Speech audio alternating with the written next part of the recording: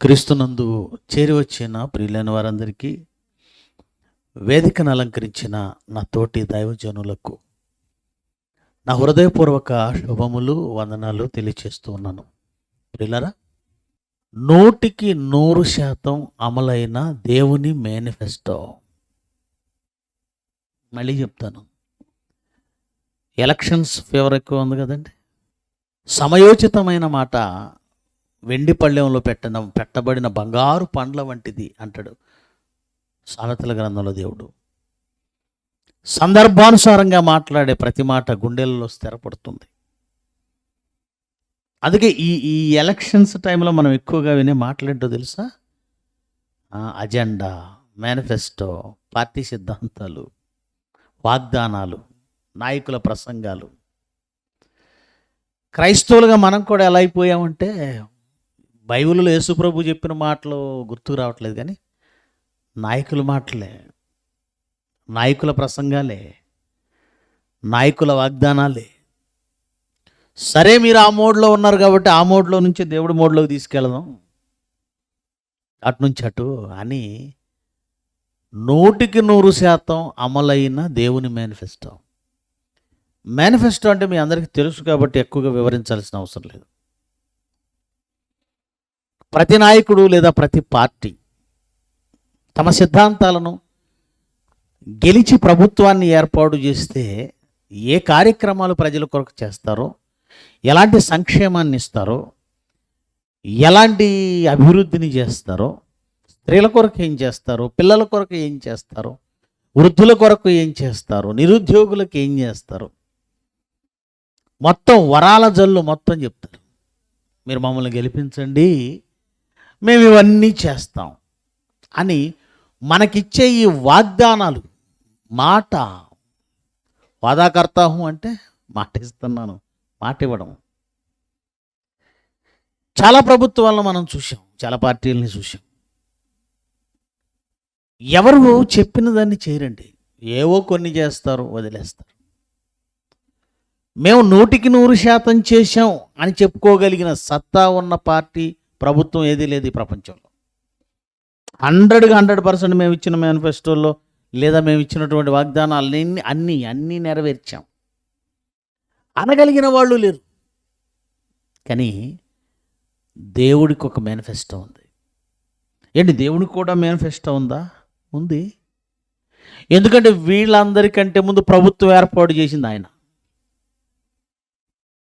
వీళ్ళందరికంటే ముందు ప్రభువు ఎవరు? పాలకుడు ఎవరు? ఆయన. ఆయన కూడా మేనిఫెస్టో ఇచ్చాడా? అవును. ఆయన కూడా వాగ్దానాలు ఇచ్చాడా? అవును. ఆయన కూడా మాట ఇచ్చాడా? అవును. ఆయన గురించి ఏం రాయబడిందో చూడండి, ఏం రాయబడిందో చూడండి. సంఖ్యాకాండం 23వ అధ్యాయం 19వ వచనం. సంఖ్యాకాండం 23వ అధ్యాయం 19వ వచనం. దేవుడు అబద్ధమాడుటకు ఆయన మానవుడు కాడు. ఆయన అబద్ధమాడుటకు మానవుడు కాడు అంటే ఈ మాటలో అర్థం ఏంటి? మానవుడైన వాడు ఖచ్చితంగా అబద్ధమాడతాడు. చాలామంది మాట్లాడుతూ నాకు అబద్ధం అంటే అసహ్యం అండి. అస్సలు అబ్బే, నాకు అబద్ధం ఆడాల్సిన అవసరం ఏముందండి? ఆ మాట అన్నోళ్లే అందరికంటే అబద్ధికులు. అక్కడే అబద్ధం ఆడాడు. మనిషి అన్నవాడు అబద్ధం ఆడతాడు. నాయకుడు ఎవరు? మనిషి. పార్టీల్లో ఉన్న వ్యక్తులు ఎవరు? మనుషులు. మంత్రులైన, ముఖ్యమంత్రులైన, ప్రధానమంత్రులైన, రాజులైన, ఎవడైనా మనిషి. అందుకే గతంలో ఉన్నటువంటి చాలామంది నాయకుల మాటలు పేర్లు చెప్పకుండా చెప్తాను, ఎందుకంటే ఎందుకు వచ్చిన గొడవ.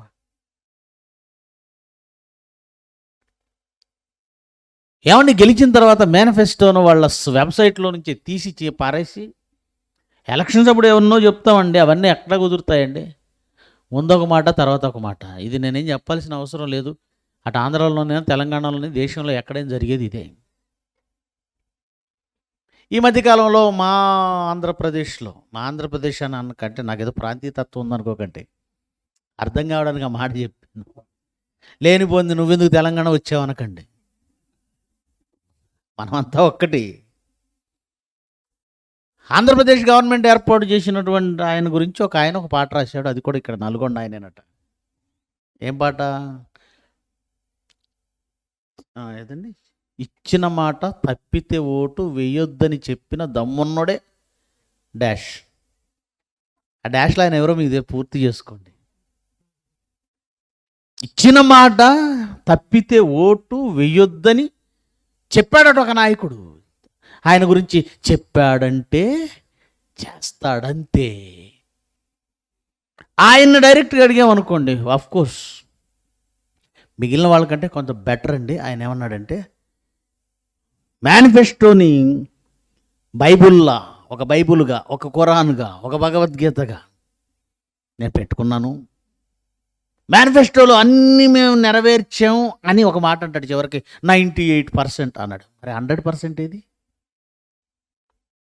ఓ 2-3 నెరవేర్చలేదండి, ఎందుకంటే సాధ్యపడదు. కాకపోతే గుడ్డిలో మెల్ల బెటర్ అంటారు కదండి, గుడ్డి కంటే. అదన్నమాట. ఏదేమైనా 100% ఎవరైనా చేయగలరా, చేశారా, చేయగలిగిన వాడు ఉన్నాడంటే దేవుడు అంటున్నాడు నేనున్నాను. అదే మాట రాస్తున్నాడు అక్కడ, చదవండి. వాళ్ళు అబద్ధం ఆడారు. ఎందుకంటే ఎలక్షన్స్లో గెలవాలంటే ఇది చేస్తాం, అది చేస్తాం, రాష్ట్రంలో బడ్జెట్ లేదు, అది చేయటం సాధ్యపడదు, రైతులకు రుణమాఫీ సాధ్యపడదు అని తెలిసినా కూడా మేము రుణమాఫీ చేస్తాం అనగానే రైతులు ఓట్లేస్తారు. రుణమాఫీ సాధ్యపడదని తెలిసినా కానీ ఇదిగో పలానా డ్వాక్రా వాళ్ళకి రుణమాఫీ, ఈ పథకం ఇస్తే అమలు చేయడం కుదరదు అని తెలుసు వాడికి. గెలిచిన తర్వాత చేయనని కూడా తెలుసు, కానీ చేస్తానని అబద్ధం ఆడతాడు. అబద్ధమాడుటకు దేవుడు మాత్రం మానవుడు కాడు. తర్వాత ఏమన్నాడు? పశ్చాత్తాపపడుటకు. అబద్ధమాడి దాన్ని నెరవేర్చలేక ఒక మాట చెప్పి అబద్ధమాడి పశ్చాత్తాపపడేది మనిషి. అలా పశ్చాత్తాపడడానికి ఆయన నరుడు కాడు. అంటే దేవుడు అబద్ధమాడడం ఉండదు, అబద్ధమాడినందుకు పశ్చాత్తాపం పడటం కూడా ఉండదు. అదండి, చెప్పాడంటే దేవుడు చేస్తాడంతే. దేవుడు చేసేది అది దేవుడి పాటది. నేను ఈ వాక్యం చదివిన తర్వాత చెంపలేసుకున్నానండి. ఎందుకంటే ఆడెవడో నాయకుడి గురించి రాసేంత వరకు నా బుర్రకు దట్టలేదు. ఈ పాట నేను రాయాలి. ఏమని? చెప్పాడంటే చేస్తాడంతే. ఎవరు? నా దేవుడు. నాకు బుద్ధి లేదు. ఆడెవడో రాసేంత వరకు, అది కూడా నాయకుడి గురించి రాసేంత వరకు ఇలాంటి పాట నాకెందుకు రాలేదు అనే మనం దేవుడి గురించి ఎక్కువ ఆలోచించట్లేదు అన్నమాట. నాకు ఆశ్చర్యం ఏంటంటే, ఎవడో తెలంగాణలో ఉన్న వ్యక్తి ఆంధ్రప్రదేశ్ గవర్నమెంట్ ముఖ్యమంత్రి గురించి ఓ పాట రాశాడంటే వీళ్ళు ఎంత కాన్సన్ట్రేషన్. దేవుడి కంటే ఎవరిని ఎక్కువ చూస్తున్నారు? మనుషులే దేవుళ్ళు. ఒకడికి నాయకుడి దేవుడు, ఒకడికి సినిమా యాక్టర్ దేవుడు, ఒకడికి క్రికెటరే దేవుడు, ఇంకొకడికి డాక్టరే దేవుడు, ఇంకొకడికి ఆడి క్వార్టర్ ఇప్పించినోడు దేవుడు. అంతేగా. ఆ నాయకుడికి వాటరే దేవుడు. దేవుణ్ణి వదిలేశారండి. వాటర్ కాదు, ఓటర్. ఓటేసేవాడు నువ్వే. ఏమండి, దేవుణ్ణి వదిలేశారు. కానీ దేవుడు ఎలాంటి వాడు అంటే, దేవుడు చెప్పి చేయకుండా ఆయన మాట ఇచ్చి స్థాపింపకుండానంటే నిలబెట్టుకోకుండా ఉంటాడా? స్థాపించడం అంటే నిలబెట్టుకోవటం. ఆయన మాట ఇచ్చి స్థాపింపకుండునా, ఆయన మాట ఇచ్చి నిలబెట్టుకోకుండా ఉంటాడా? 100% మాట ఇచ్చాడు. ఎన్నో మాటలు ఇచ్చాడు. ఎవరికి ఇచ్చాడు? యెహోషువ గ్రంథం. ఎవరికి మాట ఇచ్చాడు? ఎవరితో మాట్లాడాడు? చూద్దామా? 21వ అధ్యాయం 44. యెహోషువ గ్రంథము 21వ అధ్యాయము 44వ వచనం.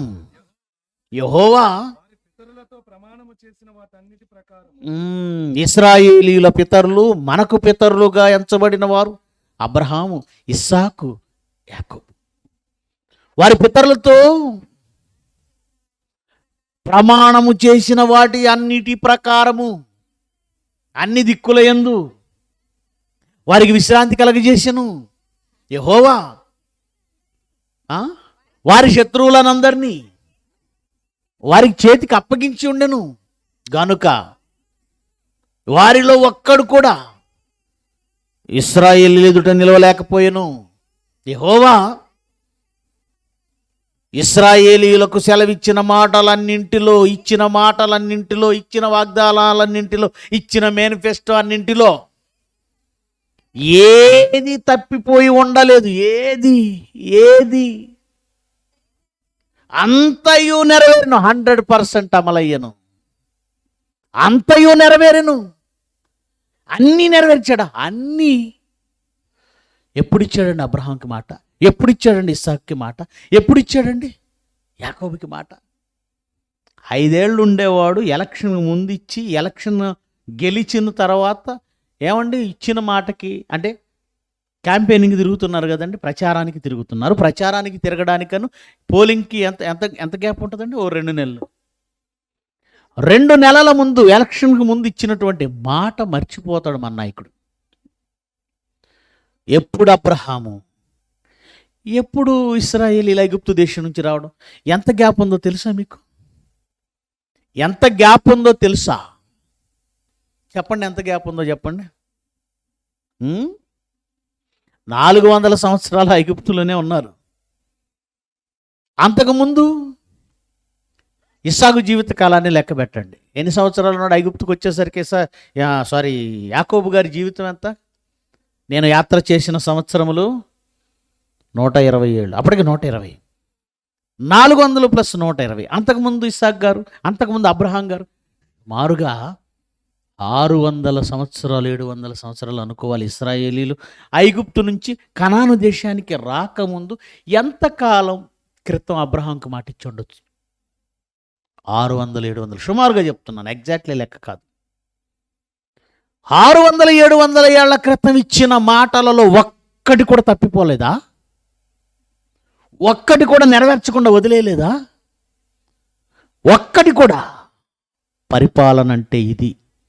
నాయకుడంటే ఆయన, లీడర్ అంటే ఆయన. ఇచ్చిన మాటలలో ఒక్కటి కూడా తప్పిపోయి ఉండలేదు.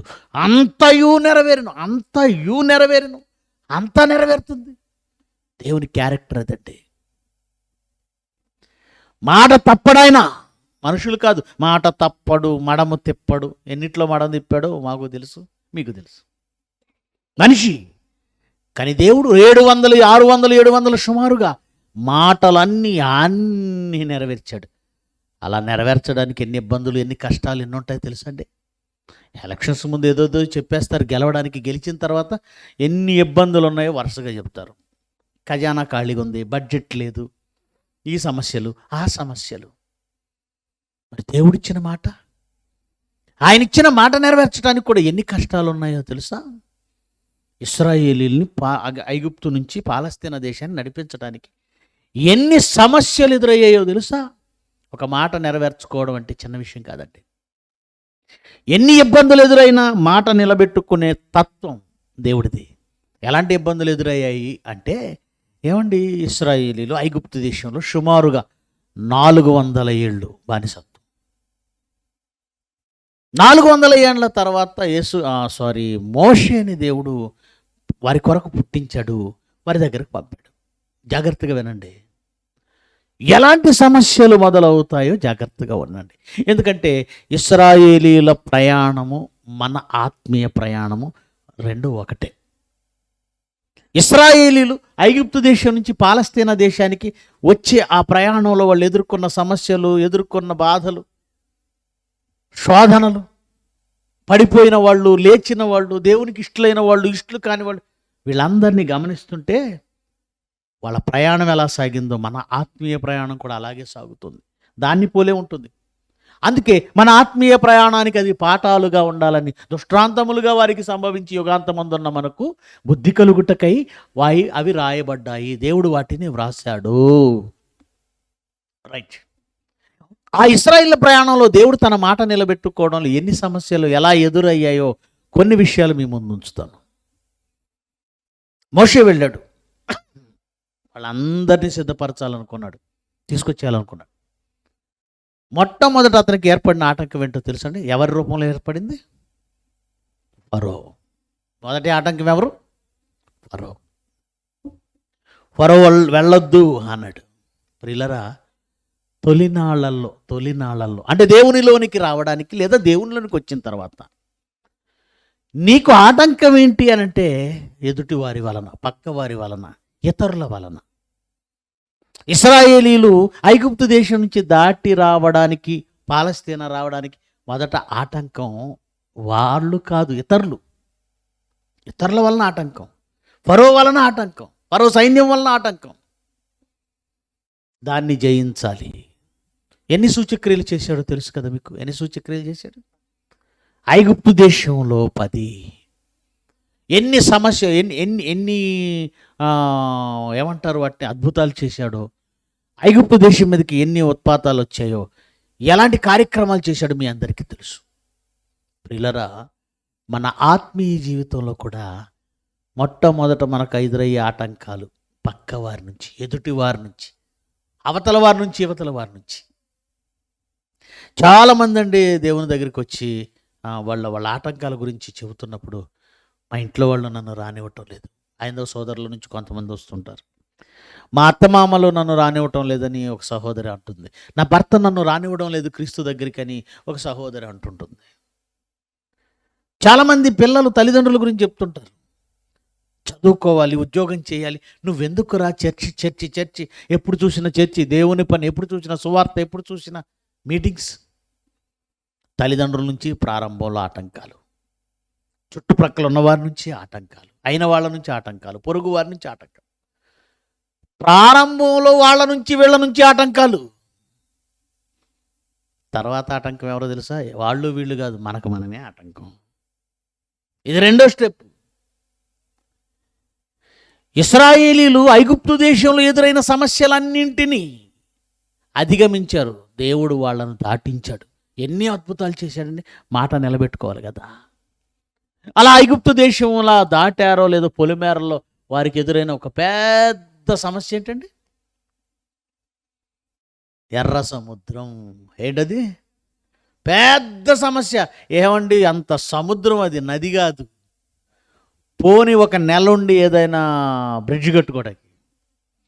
ఎన్ని కట్టడాలు కట్టాం మేము ఐగుప్తు దేశంలో, ఇదొక పెద్ద లెక్క అని ఓ నెల అక్కడే స్టే, అందరూ కలిస్తే బ్రిడ్జ్ కట్టేసేవాళ్ళు. అది నది అయితే. కానీ ఉన్నదేంటి? సముద్రం. అలాంటి సముద్రం లాంటి సమస్యను కూడా దేవుడు ఏం చేశాడు? బద్దలు చేశాడు, పాయలు చేశాడు. ఆలోచించినప్పుడు నాకు అనిపించిందంటే, మన వాళ్ళు కొన్ని సమస్యలు చెప్తుంటారు తెలుసా మీకు? ఎందుకురా మీటింగ్కి రాలేదంటే అది చెప్పే సమస్య ఇంటర్నేషనల్ లెవెల్లో ఉంటుంది. ఎంతకీ ఏమీ లేదు, చాలా చిన్నది, కానీ వాడు చెప్పేది చూస్తే ఇంటర్నేషనల్ లెవెల్. అసలు ఎర్ర సముద్రం కంటే పెద్ద సమస్య అనేది నేను అడుగుతాను. ఎర్ర సముద్రం పాయలు చేశాడు, ఎర్ర సముద్రం కంటే పెద్దదని సమస్య. నాకు ఒంట్లో బాగాలేదండి అంటాడు ఒకడు. ఒంట్లో బాగోకపోతే ఇంట్లో ఉండి చస్తే నరకానికి వెళ్తావు. దేవుడి దగ్గరికి వచ్చి వాక్యం వింటూనో 10 మందికి వాక్యం చెప్తూ చచ్చిపోతే పరదేశకి వెళ్తున్న గ్యారంటీ ఉంటుంది. మీకు ఆరోగ్యం ఉన్నప్పుడు కంటే కనీసం ఆరోగ్యం పోయినప్పుడైనా దేవుడికి దగ్గరగా ఉండండి. ఆరోగ్యం బాగాలేదని ఒకడు, ఇంకేదో పని ఉందని ఒకడు. ఏది నీకు సమస్య? ఏది సమస్య? దేవుడు ఎర్ర సముద్రాన్ని పాయలు చేశాడంటే దాన్ని బట్టి నువ్వేమర్థం చేసుకోవాలి తెలుసా? నీ సమస్య సముద్రం అంత పెద్దదైనా సరే బద్దలు కొట్టేస్తాడు. అది గుర్తుపెట్టుకో. బద్దలు కొట్టేస్తాడు, నిన్ను దాటిచ్చేస్తాడు, నిన్ను దాటిస్తాడు. ఎందుకంటే మాట ఇచ్చిన వాడు ఆయన. నిజంగా చరిత్రలో చూసారా? సముద్రాలు బద్దలవడం చరిత్రలో చూసారా? 600-700 సంవత్సరాల క్రితం భక్తులకు ఇచ్చిన మాట నిలబెట్టుకోవడానికి ఎదురుగా వచ్చిన ఎర్ర సముద్రాన్ని కూడా పాయలు చేసుకుంటూ వచ్చేసాడు. ఇశ్రాయేలీయులు ఏం చేయలేరు, దాని విషయంలో ఆయనే బద్దలు చేశాడు. ఆ తర్వాత పరిస్థితి ఏంటో తెలుసండి.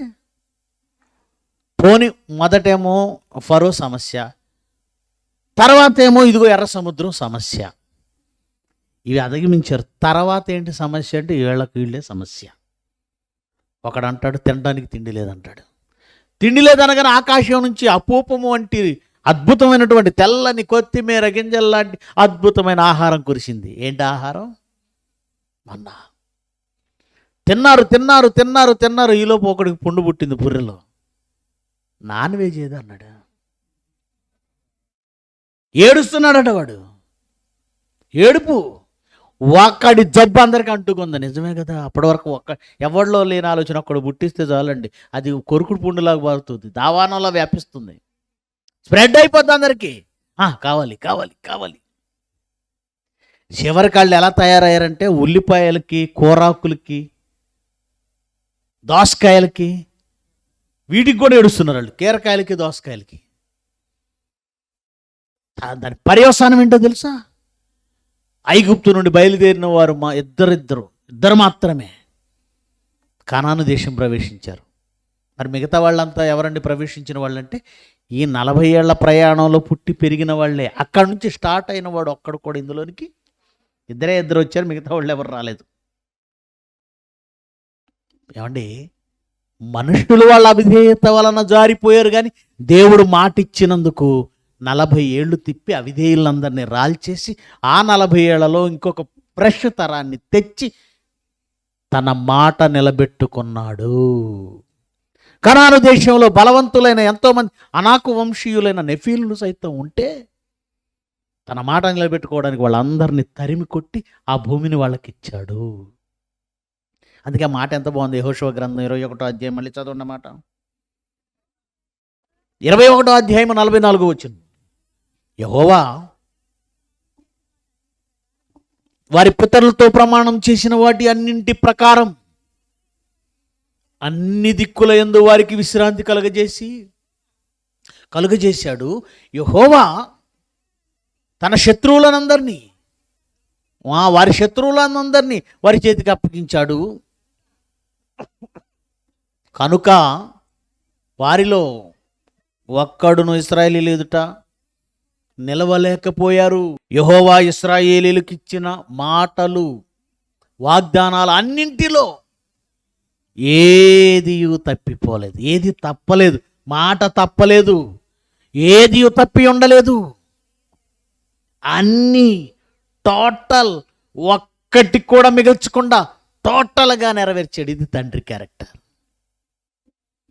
ఇక తర్వాత ఆయన కొడుకు వచ్చాడండి. తండ్రి ఎలాంటి వాడో కొడుకు అచ్చు ఆయన లాంటి వాడే. తండ్రి ఎలా ఉంటాడో, ఎలా ప్రవర్తిస్తాడో, ఎలా మాట్లాడతాడో, ఎలా మాట నిలబెట్టుకుంటాడో, ఎలా ఆలోచిస్తాడో, ఎలా క్షమిస్తాడో, కరుణిస్తాడో, దేవుని తత్వానికి మూర్తి రూపం, దేవుని తత్వానికి రూపం, దేవుని ప్రేమకు రూపం యేసుక్రీస్తు ఈ భూమి మీదకి వచ్చాడు. వచ్చే ముందు ఆయన చాలా మాటలు ఇచ్చాడు, వాగ్దానాలు ఇచ్చాడు, చాలా వాగ్దానాలు ఇచ్చాడు. ఆయన ఏమంటున్నాడో చూస్తారా? లోకాసు వార్త 24వ అధ్యాయము 44.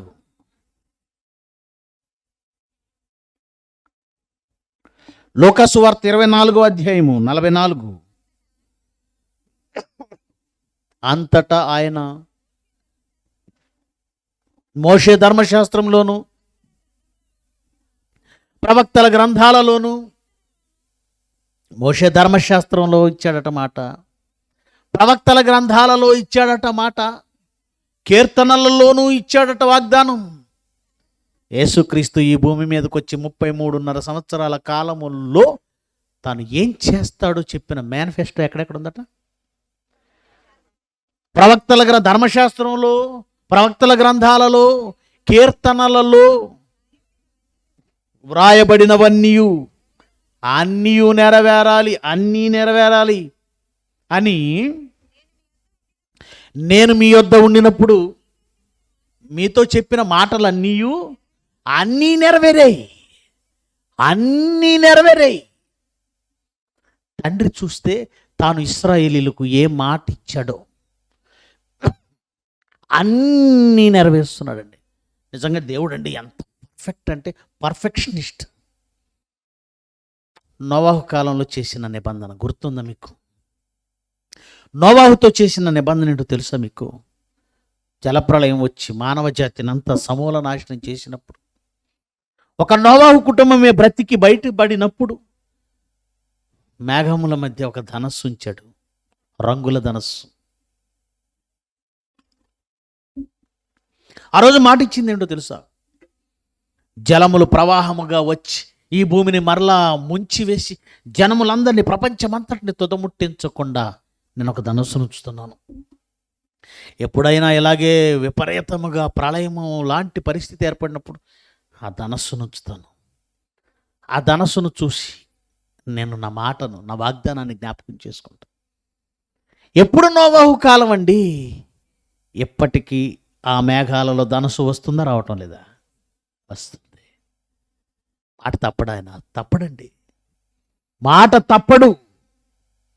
కుమారుడు కూడా ఈ భూమి మీదకి వచ్చి అంటున్నాడు, ధర్మశాస్త్రంలో, ప్రవక్తల గ్రంథాలలో, కీర్తనలో నన్ను గూర్చి వ్రాయబడినవన్నీ నెరవేరాలి, నెరవేరాలి, నెరవేరాలి. శిష్యులను తనతో పాటు తిప్పుకొని సువార్త చేస్తున్న 3.5 సంవత్సరాల్లో నేను అన్నీ నెరవేర్చాలి, నేను అన్నీ నెరవేర్చాలి.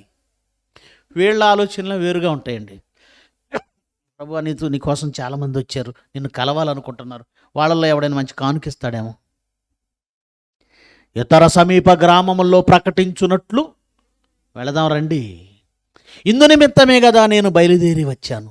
తను ఎందుకు వచ్చాడో, ఏ మాట కొరకు నిలబడాలో, ఎన్ని నెరవేర్చవలసి ఉందో, ఏ ఒక్కటి తప్పిపోకుండా అన్నీ ప్రవక్తల గ్రంథాలలో నా తండ్రి ఏవి పలికించాడో అవన్నీ నెరవేర్చాలి.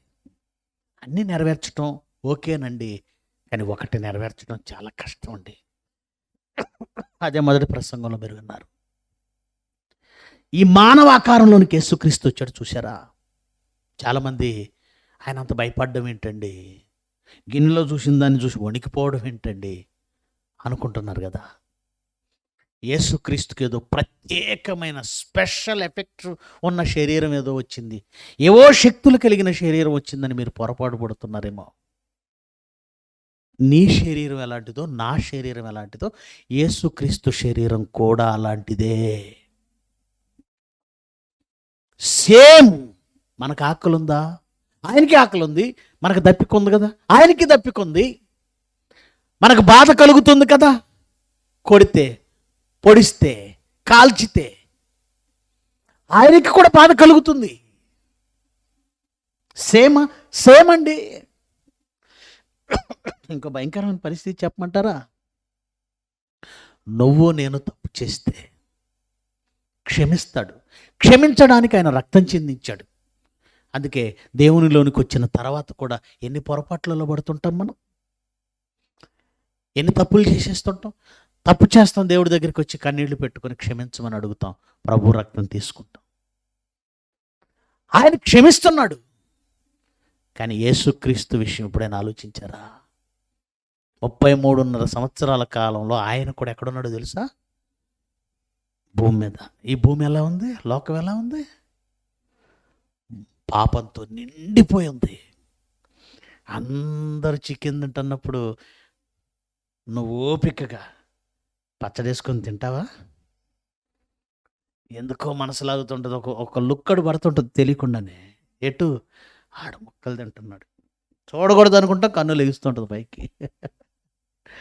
ఆ తర్వాత ఈ సరే రేపటి నుంచి మానేద్దాం, ఏదో కొంచెం 2 ముక్కలు. అది మన తత్వం. చుట్టూ ఉన్న పరిస్థితికి లోబడడం, ప్రేరణ పొందడం, ఎఫెక్ట్ అవ్వడం. అందుకే మనం లోకం పాపంతో నిండి ఉన్నప్పుడు ఆ పాపలోకంలో ఉండి దానివల్ల మాటిమాటికి ప్రభావితమై పాపంలో పడతాం. మరి యేసుక్రీస్తు ఆయన పాపంలో పడితే ఇంకేమైనా ఉందా? ఆయన పాపంలో పడితే ఇంకేమైనా ఉందా? ఆయన ఎందుకు పాపంలో పడతాడండి? ఆయన శరీరం పరిశుద్ధమైనది, పవిత్రమైనది, అస్సలు పాపం ఆయనకి అంటదు అనుకుంటున్నారు కదా. ఆటోమేటిక్గా అంటదా? ఆయన అంటించుకోలేదా? రోమాపత్రిక 8వ అధ్యాయము 4వ వచనం చూస్తున్నారా? జాగ్రత్తగా చూడండి, ఆ మాట చూడండి. దేవుడు తన సొంత కుమారుని పాప శరీరాకారంతో, ఏ శరీరాకారంతో పంపాడు యేసు ప్రభుని? పాప శరీరాకారంతో పంపి పాప శరీరాకారం ఇచ్చాడు యేసు ప్రభుకి. ఆయన పుట్టుక పవిత్రమైనది కదండి, తండ్రి లేకుండా కేవలం పరిశుద్ధాత్మ శక్తితో మరియమ్మ కన్నది కదండి, నిజమే అదంతా. మరి ఆయన శరీరం పాప శరీరాకారం అంటే దాని అర్థం ఏంటంటే, నీకు ఇవ్వబడిన శరీరానికి పాపం చేసే గుణం, లక్షణం ఉంది. ఆయనకి కూడా, ఆయన శరీరానికి కూడా పాపాన్ని ఆహ్వానించే లక్షణము, గుణం, పాపం చేసే అవకాశం ఉన్న శరీరం. అదే శరీరం ఇచ్చాడు,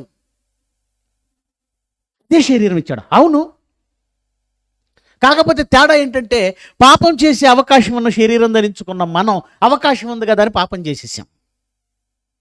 అది కోరుకుంటుంది, తప్పు చేయమని కోరుకుంటుంది. నా చెయ్యి, కుడి చెయ్యి, దేనికో పట్టుకోకూడదు, దీన్ని పట్టుకోమంది. నా కుడి కన్ను చూడకూడదు, చూడమంది, నేను చూశాను. యేసు ప్రభు శరీరంలో చేయకూడదు చేయమని కోరుకుంటుంది. నువ్వు చేస్తావు, నేను చేస్తా, ఆయన చేయలేదు. యేసు ప్రభు శరీరంలోని కన్ను కూడా చూడకూడదు, చూడని అంటుంది. అది శరీరం, కన్ను అభ్యంతరపరుస్తుంది, కానీ ఆయన దాన్ని కంట్రోల్లో పెట్టాడు, చూడలేదు. అంటే నువ్వు నేను పాపం చేసేసాం,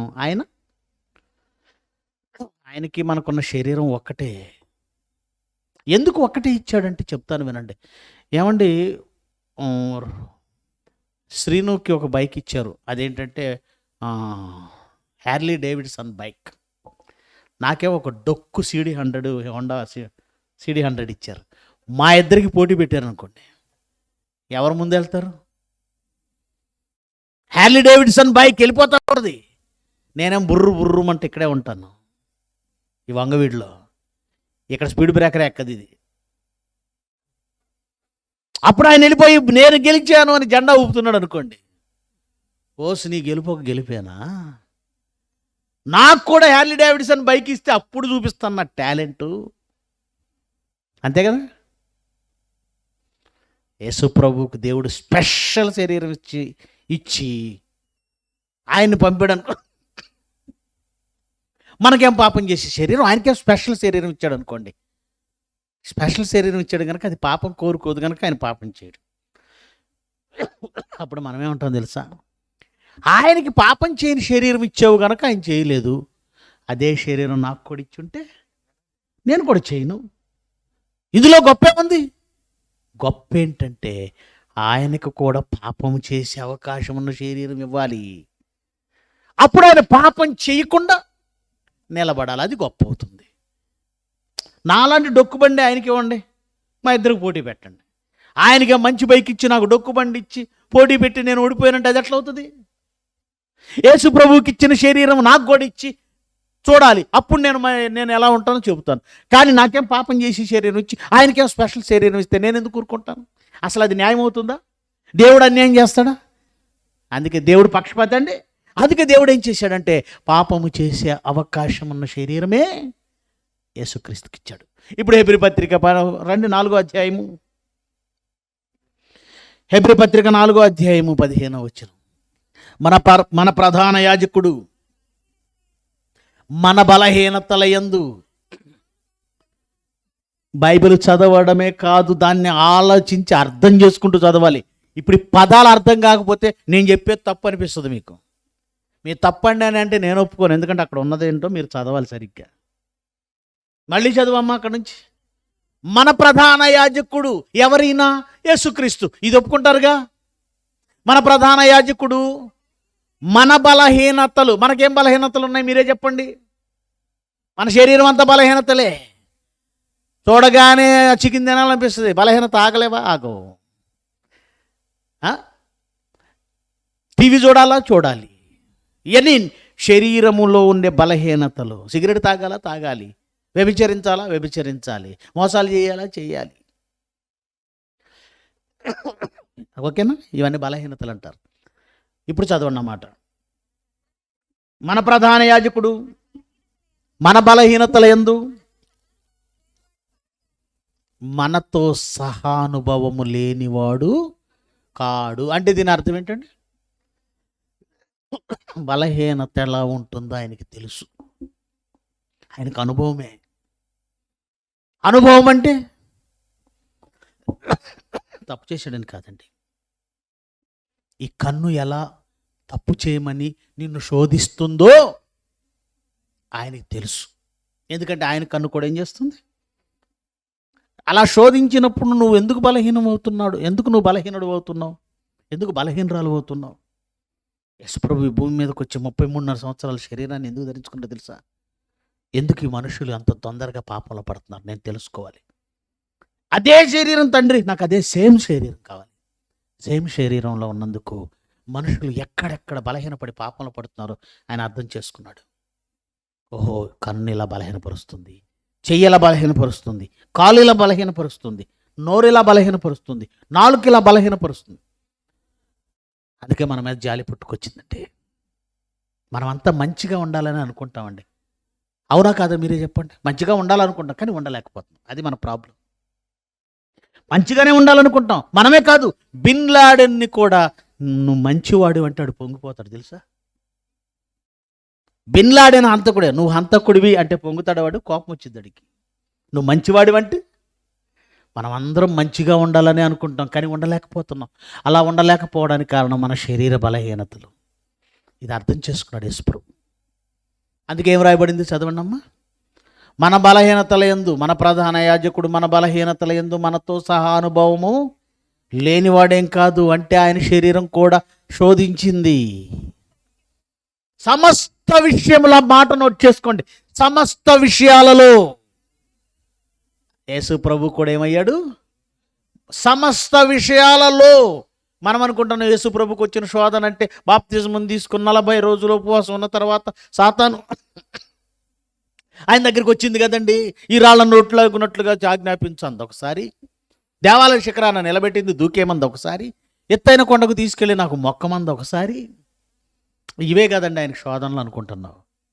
ఈ మూడే అనుకుంటున్నావు. ఆయన శరీరం ప్రతి క్షణం ఆయన శోధించింది. సమస్త విషయాలు అని ఉంది చూడండి. సమస్త విషయాలు అంటే నీకు ఎక్కడెక్కడ శోధనలు ఉన్నాయో, ఏ ఏ విషయాల్లో శోధనలు వచ్చాయో, సేమ్ యేసు ప్రభువుకు కూడా అవే శోధనలు వచ్చాయా రాలేదా?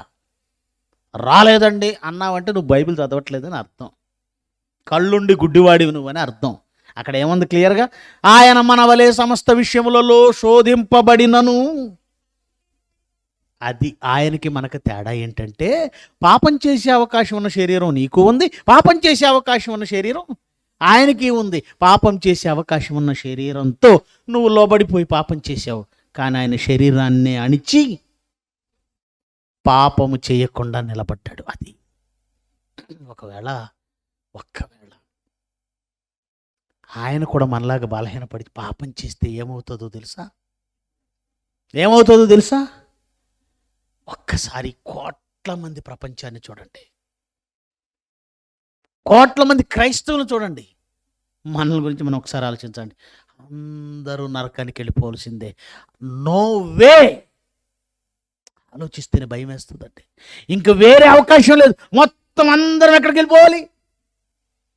అమ్మో, కోట్ల మందిని పరలోకానికి తీసుకువెళతానని మాట పలికి వచ్చాని భూమి మీదకి.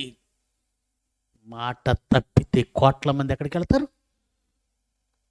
అందుకని 33.5 సంవత్సరాలు తన శరీరము ఎలాంటి బలహీనతలు తీసుకొచ్చి ఎలాంటి శోధన కలిగించిన ఒక్కటంటే ఒక్క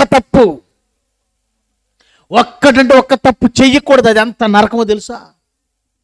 అది ఎంత బాధో తెలుసా? అది ఎంత బాధో చెప్పాలి అంటే ఓ పని చేయండి. ఇప్పుడు టైం ఎంతో చూసుకోండి. 11:45, 11:45. రేపు ఇదే సమయం వరకు 11:11 వరకు ఎవ్వరి మీద కోప్పడకుండా, ఒక్క అబద్ధం ఆడకుండా, ఒక్క చిన్న తప్పు చేయకుండా 24 గంటలు మీలో ఎంతమంది ఉంటారో ట్రై చేయండి. Is it possible? ఒక్కరోజు నిలబడలేవు నువ్వు. 33.5 సంవత్సరాలు ఒక్క చిన్న తప్పు కూడా చేయడానికి వీల్లేదు. ఎందుకంటే ఆయన తప్పు చేస్తే సిలువకు పనికిరాడు. ఎందుకంటే నిర్దోషమైన గొర్రెపిల్ల కావాలి బలికి. ఏ గొర్రెపిల్ల కావాలి? నిర్దోషమైనది, నిష్కల్మషమైనది కావాలి. కళంకము లేనిది, మచ్చ లేనిది. అది ప్రాఫెసీ. ఆయన ఈ పాప శరీరాకారంతో వచ్చి బలహీనపడి, ఆయన కూడా శోధింపబడి బలహీనపడి ఒకవేళ తప్పు చేసి ఉంటే కోట్ల మందికి రక్షణ లేదు. ఇప్పుడు ఆలోచించండి. పోనీ బాల్యంలో తప్పు చేయొచ్చా? చేస్తే ఏమవుతుంది? అది నిర్దోషం ఎలా అవుతుంది? కనుక యేసుక్రీస్తు ఎంత ఎంత ఎంత చిన్ననాటి నుండి కూడా తప్పు చేయకూడదా? ఒక ఎగ్జాంపుల్ చెప్తానండి. గుంటూరులో ఒక సహోదరు ఉందండి. వాళ్ళ పాపకి చిన్నప్పటి నుంచి షుగర్ వచ్చిందండి. షుగర్ పాపకి, చిన్న పాపే, ఇప్పుడు 12 ఏళ్ళు ఏముంటాయి, 12-13 ఏళ్ళు.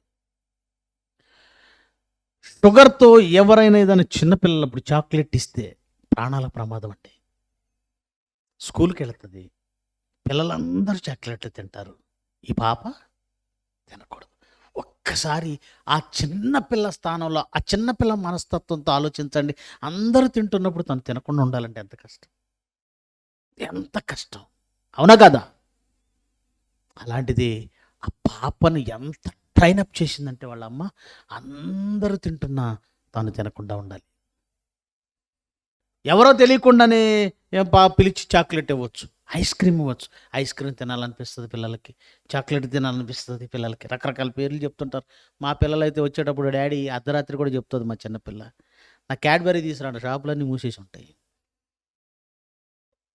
పిల్లలకి రకరకాల చాక్లెట్లు, ఐస్ క్రీమ్లు, బిస్కెట్లు, పైగా ఈ యాడ్లు ఒకటి ఉన్నాయి చూసారా? యాడ్లు చూసి నాకు తెలియని కొత్త పేర్లు చెప్తుంటుంది ఆవిడ. అలాంటిది ఎంతమంది ఇన్ని తింటున్నప్పుడు ఆ పిల్ల ఎలా కంట్రోల్ ఉండాలండి? ఒకసారి ఊహించండి. కానీ ఆ తల్లి కంట్రోల్లో పెట్టింది. Hats off. తినదండి, తింటే చచ్చిపోతుంది, జాగ్రత్తగా పెంచింది.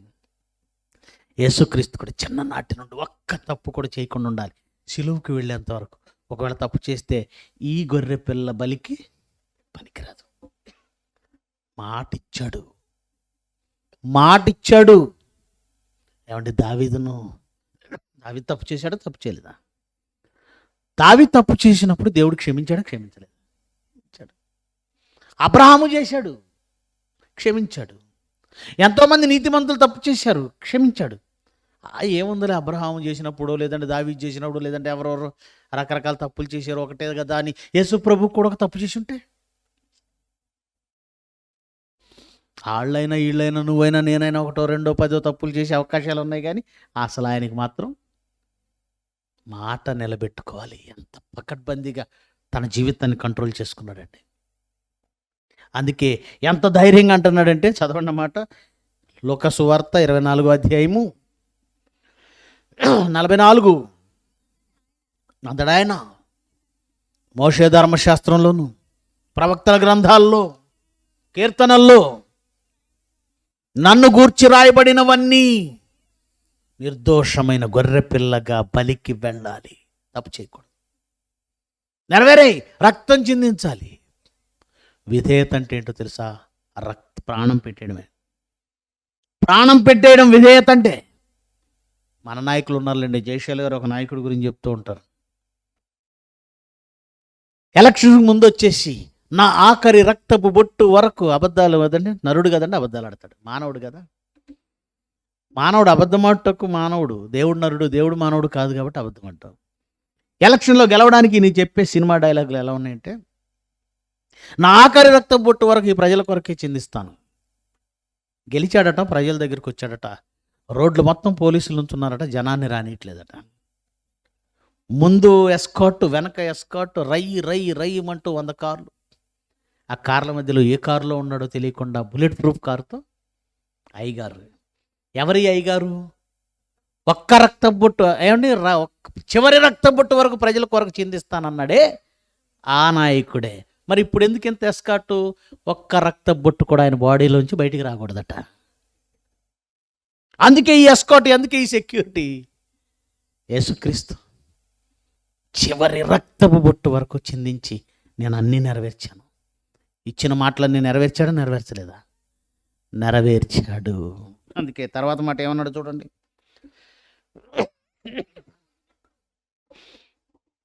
మొదటి యోహాను 2వ అధ్యాయము 25. మొదటి యోహాను 2వ అధ్యాయము 25. నిత్య జీవమును అనుగ్రహింతును అనునదియే ఆయన తానే మనకు చేసిన వాగ్దానం. ఏ వాగ్దానం అట? నిత్య జీవం ఇస్తాను, అది ఆయన మనకు చేసిన వాగ్దానం. అన్ని వాగ్దానాలు నెరవేరే, ఇంకొక వాగ్దానం నెరవేర్చుకోవాల్సి ఉంది. ఏంటనే వాగ్దానం? మీకు నిత్య జీవం ఇస్తాడు. మేనిఫెస్టోలు అన్నీ నెరవేరాయి. భవిష్యత్తు, ఆ భూతకాలం చూసావు కదా, పాస్ట్ టెన్స్ చూసావు కదా, పూర్వకాలం జరిగిన వాటిని ఒక్కసారి చూడు. ఆయన ఇచ్చిన మాటలన్నీ నెరవేర్చాడు. తండ్రి ఇశ్రాయేలీయుల కొరకు ఇచ్చిన మాటలన్నీ నెరవేర్చేశాడు. కుమారుడు ఈ లోకానికి వచ్చి తన జీవితంలో ఏమి చేస్తానని మాట ఇచ్చాడు, అన్నీ నెరవేర్చాడు. ఇప్పుడు వీళ్ళిద్దరు కలిసి ఇంకొక మాట ఇచ్చారు, ఇంకొక వాగ్దానం ఇచ్చారు. ఫైనల్ ఏంటది? నిత్య జీవం అనుగ్రహిస్తాం. ఇప్పుడు ఆ వాగ్దానం ఎంతమంది నమ్ముతున్నారండి? నిత్య జీవం ఇస్తాడు అని ఎంతమంది నమ్ముతున్నారు? మనం నమ్మట్లేదండి. ఊరికే ఏదో ఇక్కడ అవసరాలు తీరుతాయని దేవుడి దగ్గరికి వచ్చి వెళ్తున్నాం. ఏదో కష్టాలు పోతాయని దేవుడి దగ్గరికి వస్తే చల్లగా చూస్తాడని, ఏవో రోగాలు పోతాయని, ఏవో పిల్లలు పాస్ అయిపోతారని, లేదంటే పెళ్ళిళ్ళు అవుతాయని, లేదా ఉద్యోగాలు వస్తాయని.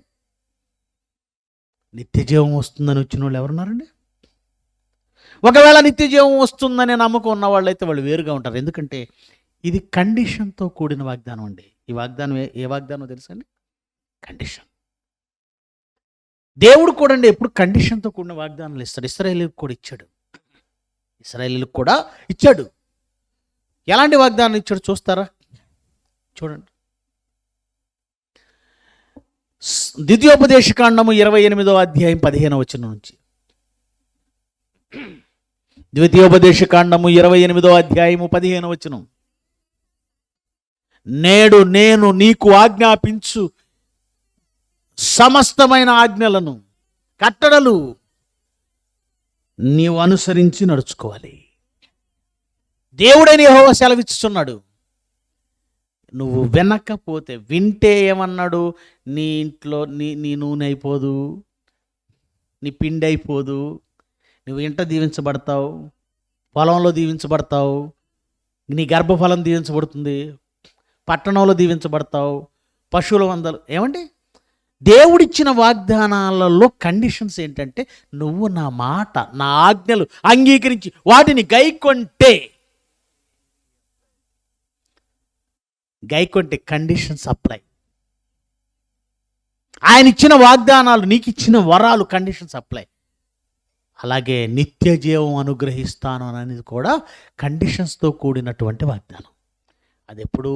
నువ్వు ఆయన ఆజ్ఞలను అనుసరించి ఆయన కొరకు బ్రతికితే. నమ్మి బాప్తిజం పొందువాడు రక్షింపబడు, నమ్మని వానికి కండిషన్స్.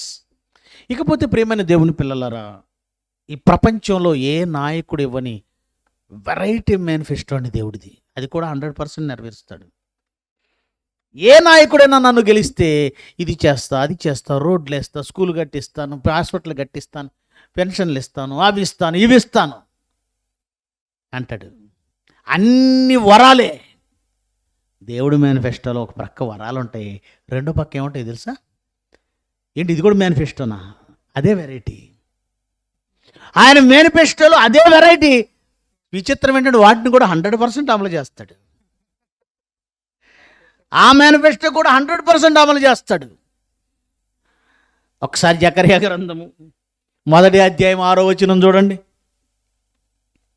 జకర్యా గ్రంథం 1వ అధ్యాయం 6వ వచనం.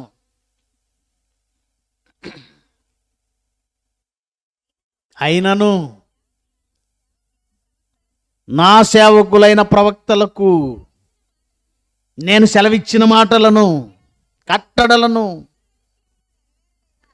నేనిచ్చిన మాటలు, నేనిచ్చిన ఆజ్ఞలు, నేనిచ్చిన కట్టడలు వారి పితరుల విషయంలో నెరవేరలేదా?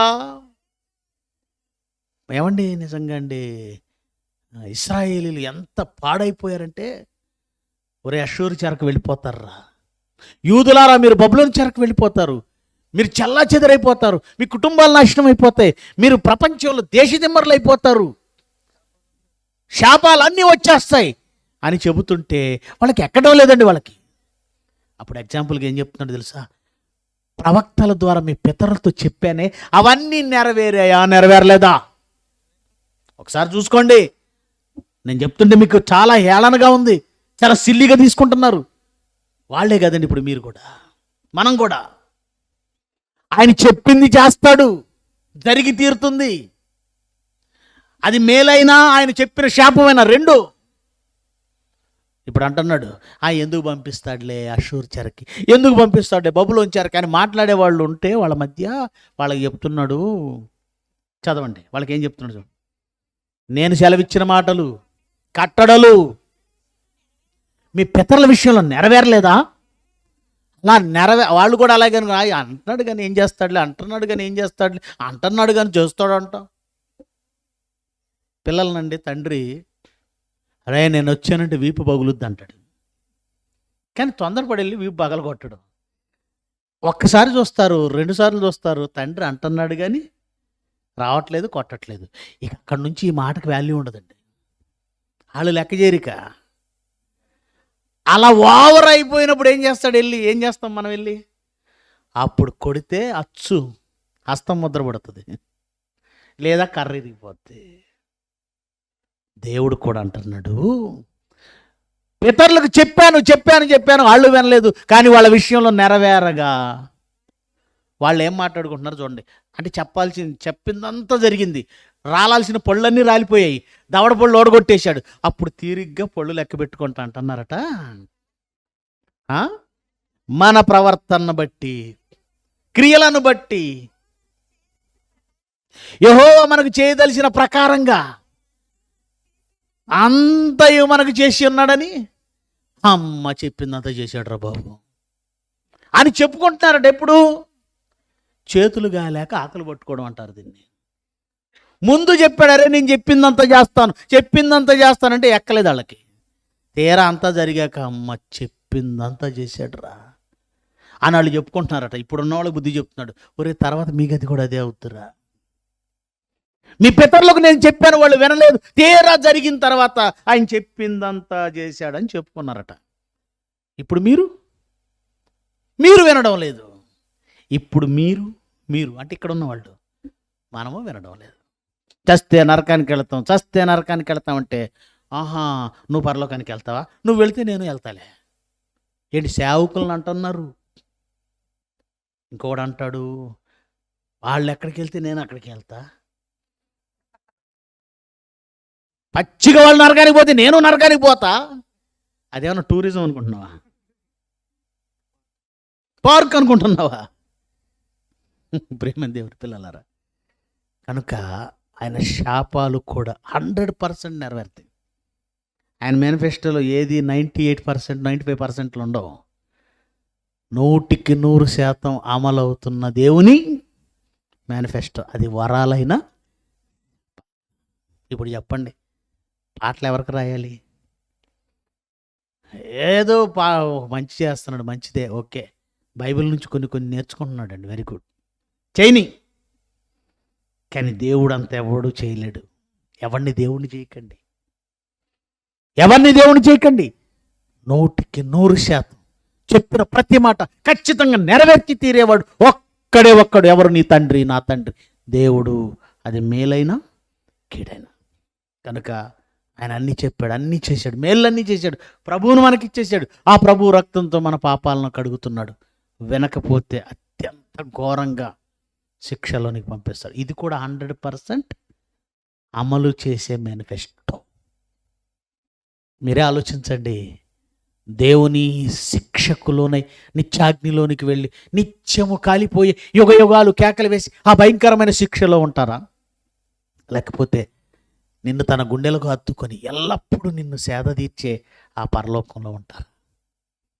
దేవుణ్ణి నమ్మడానికి ఏం కావాలి? ఇంకా ఏవేవో చేయాలి దేవుని కోసం. దేవుణ్ణి నమ్మడానికి ఇంకేదో చేయాలి. నమ్మండి, ఆయన చెప్పింది చేస్తాడు, జరిగిస్తాడు, చెప్పింది చేస్తాడు. మరో మాట చూపించి ముగిసి చేస్తానండి. ఎఫెసీ పత్రిక 3వ అధ్యాయం 20-21.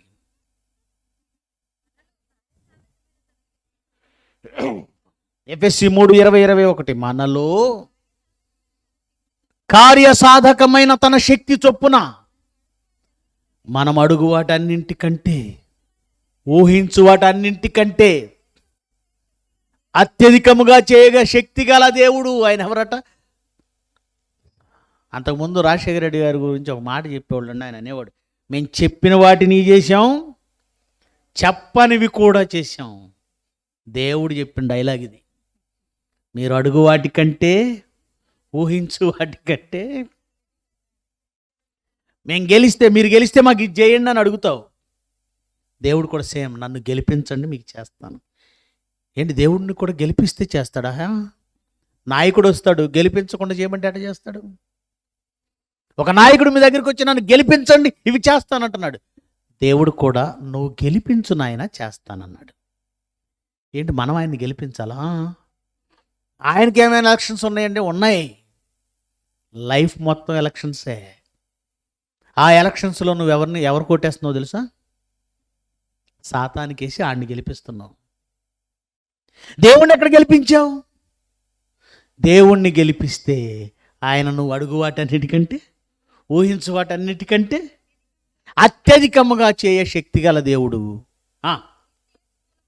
క్రీస్తు యేసు మూలముగా సంఘములో తరతరములు సదాకాలం. ఏం చదువుతున్నామ్మా? 20-21 కంటిన్యూ చేయమ్మా. మనలో కార్యసాధకమైన తన శక్తి చొప్పున మనం అడుగు వాటన్నిటికంటే, ఊహించు వాటన్నిటికంటే ఎక్కువగా చేస్తాడట. అధికముగా చేయ శక్తి గల దేవునికి క్రీస్తు యేసు మూలంగా సంఘములో తరతరములు సదాకాలము మహిమ కలుగునుగాక. ఆమెన్. ఆలోచించండి. దేవుణ్ణి నమ్మరా? ఇంకా నమ్మరా? ఇంకేదో చేయాలా? ఇంకేదో కావాలా? వద్దండి. ఒకసారి ఫాస్ట్ టెన్స్ చూడండి.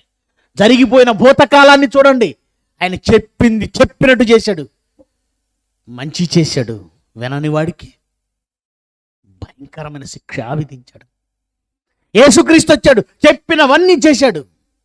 మళ్ళీ ఒక మాట చెప్తున్నాడు, మీరు నన్ను నమ్మి అనుసరించి సత్క్రియలు చేస్తే నిత్యజీవం, లేకపోతే నిత్య నరకం. ఇంకా నమ్మవా? ఒకసారి ఈ పాట చూడండి. లైట్స్ ఆపండి, పాట చూద్దాం.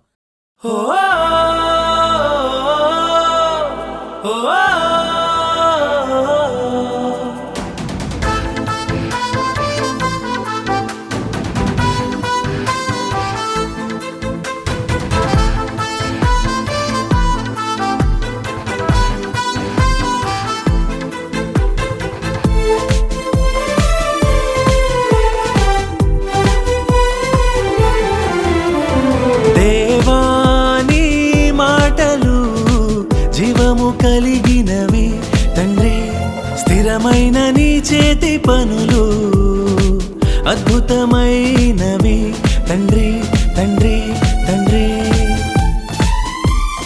ఆకాశమును జానతో కొలిచితివ నా తండ్రి, భూమిని శూన్యంలో వ్రేలాడదీసి దాన్ని సిద్ధపరచితివే. నీ వాక్కులు మమ్ములన్ ఆకర్షించాయి తండ్రి, ఘనమైన నీ కార్యముల్ ఆశ్చర్యపరిచాయి తండ్రి. దేవా నీ మాటలు జీవము కలిగినవి తండ్రి, స్థిరమైన నీ చేతి పనులు అద్భుతమైనవి తండ్రి తండ్రి తండ్రి.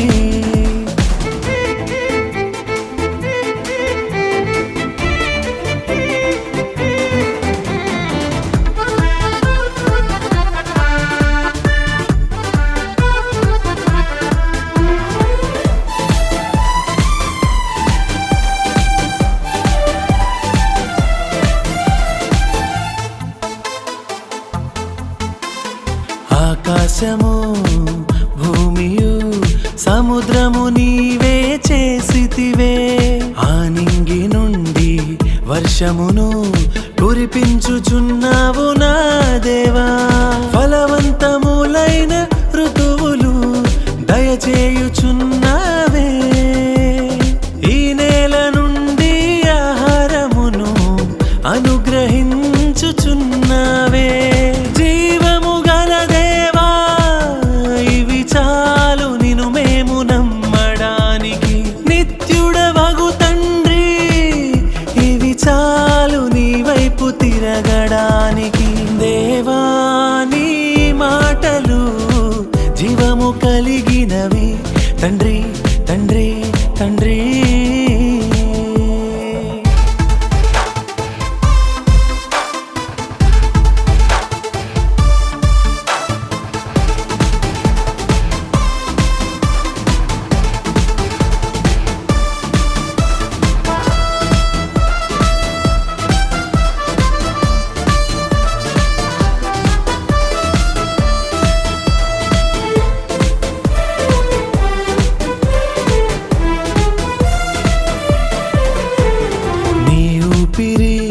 ప్రతి జీవికి ప్రాణాన్ని పోసెను నా తండ్రి.